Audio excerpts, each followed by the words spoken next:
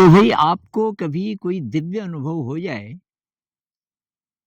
तो आप ये कोशिश मत करना कि अब ये दोबारा होना चाहिए, हो सकता है वो फिर कभी ना हो। दिव्य अनुभव शायद इसलिए होते हैं, ये प्रभु की कृपा से कह लीजिए कि ये बताने के लिए कि आपकी कोई यात्रा है और आपको आगे बढ़ना है।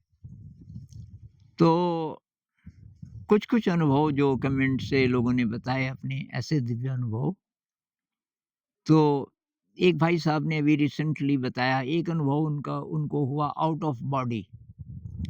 वो लेटे हुए थे और कुछ निकला कि मेरे शरीर से और वो जो निकला, वो ऊपर चला गया और वहाँ से वो मेरे इस शरीर को लेटे हुए देख रहा था। तो इसको आउट ऑफ बॉडी कहते हैं। लेकिन वो कह रहे थे कि ये ब्लिस का सबसे गहरा अनुभव है। कि लोग कहते हैं कि सबसे गहरा अनुभव ये है कि किसी से आपको प्रेम हुआ और फिर ये जो आपका उसके साथ मिलन हो गया। तो जो मिलन है, उसमें जो आनंद है वो सबसे बड़ा है। वो कह रहा है वो कुछ भी नहीं है। उनको शायद अनुभव होगा इसका भी। तो वो कह रहे हैं कि जो सुप्रीम ब्लिस का जो एक्सपीरियंस है वो मुझे हुआ। एक तो ये था और एक और भाई साहब ने कहा कि मुझे ऐसा लगा एक दिन कि यहाँ से कोई गिरा, मेरे सिर के ऊपर से कुछ गिरा और एकदम जैसे कि मैं आनंद से भर उठा, मेरी ज़िंदगी पवित्र हो गई और वो की फीलिंग ऐसी थी जिसको डिस्क्राइब करना बहुत मुश्किल है, लेकिन वो दोबारा फिर कभी नहीं हुई। ये पहले का कोई कोई अनुभव बता रहे थे और ऐसे 3-4 अनुभव और भी लोगों ने बताए पिछले कुछ महीनों में। तो इसमें भई मेरी सलाह है कि ऐसे अनुभव होते हैं आपको आगे बढ़ाने के लिए, उनको चेज़ मत करो। वो अनुभव हुए तो ग्रेटफुलनेस की फीलिंग होनी चाहिए परमात्मा के प्रति। अब कुछ लोग कहते हैं कि परमात्मा क्यों बोलते हो आप? भई आप ही का जो विराट वाला स्वरूप है, छुपा हुआ, उसको मैं परमात्मा बोल रहा हूँ। जब तक हमें पता नहीं चलता तो क्या बोलें? तो उसको चेज़ नहीं करना। तो क्या करना है, आप मेडिटेशन करो और मेडिटेशन का रास्ता बहुत स्लो है और पेनफुल भी हो सकता है।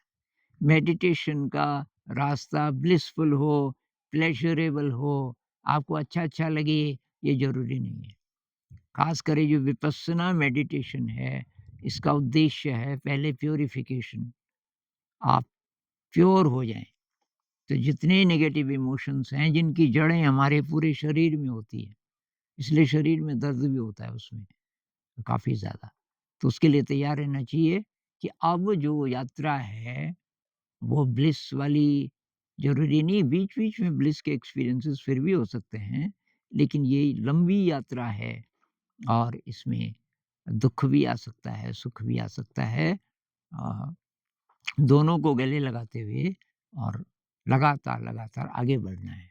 उद्देश्य ये नहीं होना चाहिए कि वो ब्लिस का अनुभव हो ये हमें बार-बार। उद्देश्य ये होना चाहिए मैं शुद्ध कैसे हो जाऊँ?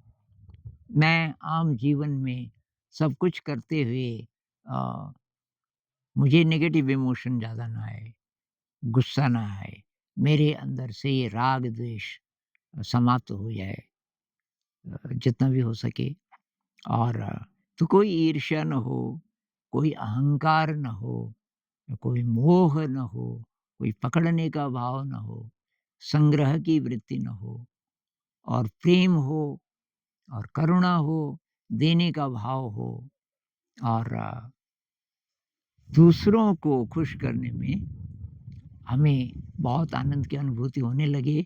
ऐसे-ऐसे चेंजेज़ हमारे अंदर आएँ, इसकी कोशिश करनी चाहिए और ये सब हो जाएगा, धीरे-धीरे होगा मेडिटेशन से और मेडिटेशन को सपोर्ट करने वाली चीज़ों से।